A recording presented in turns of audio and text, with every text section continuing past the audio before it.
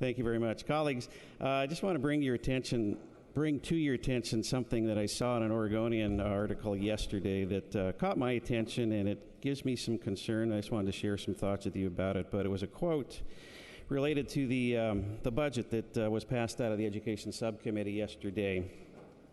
And it said that, quote, it would be foolhardy and irresponsible of school districts to not support a guaranteed floor that will give them certainty in April, which is budget making season. And, it came from a prominent member of our body, and I understand how sometimes we can all say things, throughout the course of a day or throughout the course of a session. Certainly we always like to walk back comments sometimes, but as one of more than 1,400 locally elected school board members in the state of Oregon, I really got to tell you that, I take some offense, and it gives me some concern to hear these kind of comments. Because what it says to me and my fellow board members and our teachers and our parents and our students all across this state is that we just aren't able to make good judgments about what our needs are and about how to take care of our students.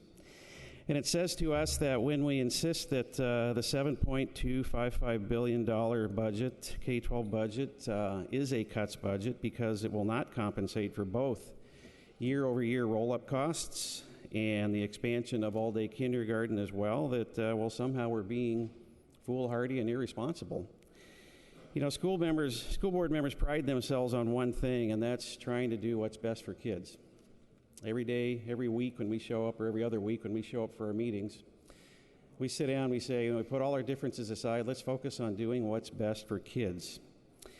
But the K-12 budget that has passed out of the Ed Subcommittee will result in laying off teachers. It's going to result in higher class sizes. It's going to result in fewer quality academic programs for school districts across this state.